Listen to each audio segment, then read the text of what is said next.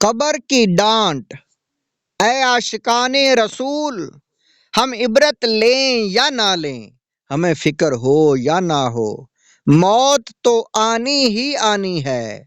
آہ نہ جانے کب موت آ جائے، ہائے ہائے مرنے کے بعد ہمیں گپ اندھیری اور مختصر سی قبر میں اتار کر بند کر دیا جائے گا۔ ہم اگرچہ بظاہر ہل بھی نہیں سکیں گے مگر سب کچھ سمجھ رہے ہوں گے۔ آہ اس وقت ہم پر کیا گزر رہی ہوگی، ہائے ہماری نافرمانیاں۔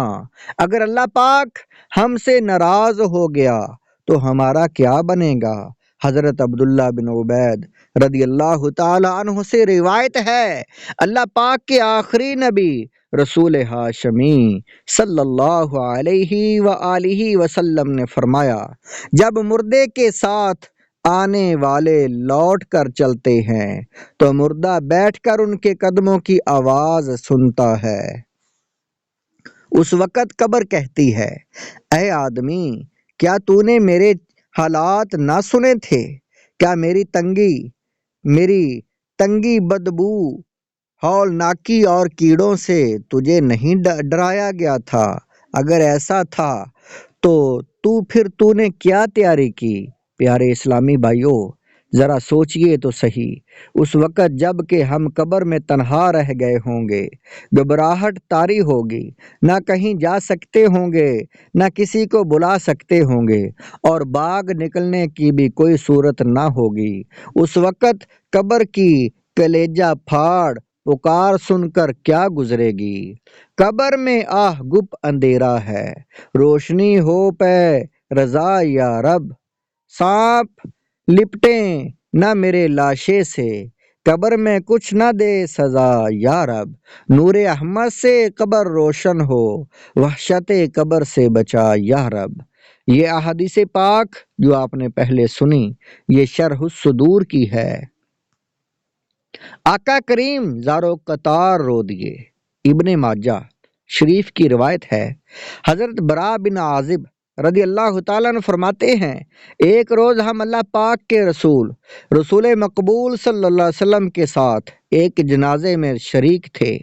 تدفین کے وقت آپ صلی اللہ علیہ وآلہ وسلم نے قبر کے کنارے تشریف فرما ہوئے اور زارو قطار حضور علیہ الصلوۃ والسلام رونے لگے۔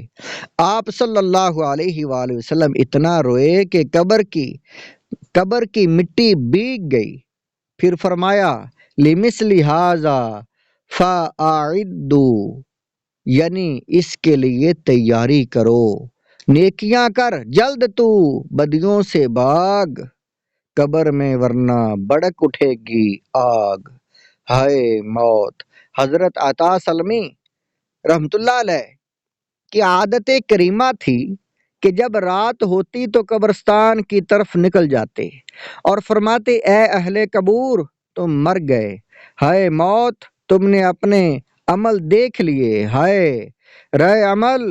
پھر فرماتے، ہائے ہائے کل عطابی قبر میں ہوگا، ہائے کل عطابی قبر میں ہوگا۔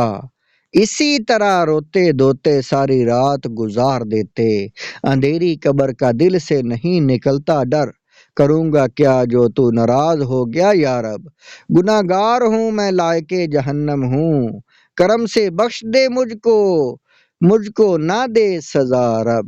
ابن ماجہ کی حدیث پاک کتاب الزہد کی آپ نے پہلے سنی ہے۔ بیل کی طرح چیختی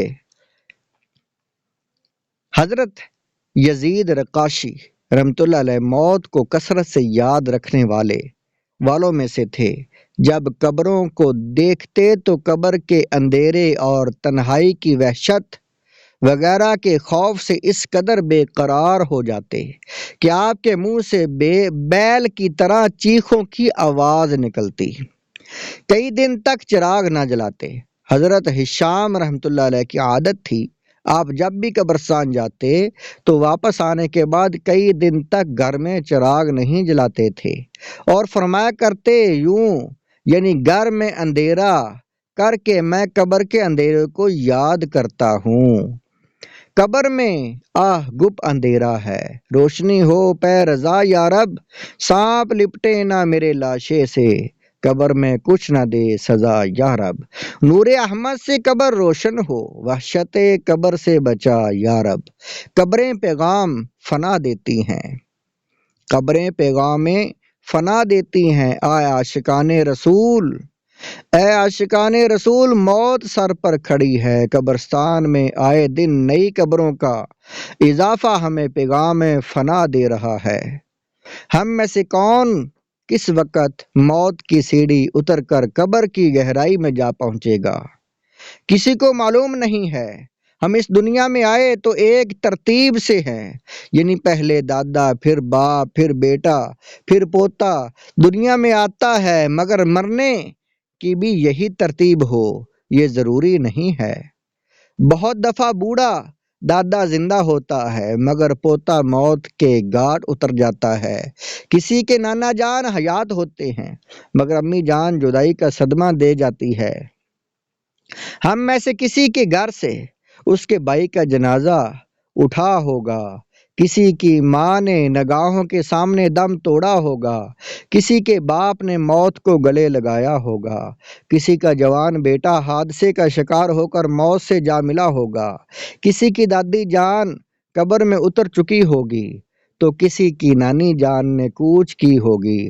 اپنے فوت ہو جانے والے ان عزیزوں کی طرح ایک دن ہم بھی اچانک یہ دنیا چھوڑ جائیں گے، پھر ہمارا بھی قبر کے اندر بسیرا ہوگا۔ آہ وہ تنہائی کا گھر ایک دن ہمارا مستقل مسکن یعنی رہنے کی جگہ بننے والا ہے۔ دلا غافل نہ ہو یکدم، یہ دنیا چھوڑ جانا ہے، باغیچے چھوڑ کر خالی، باغیچے چھوڑ کر خالی، زمیں اندر سمانا ہے۔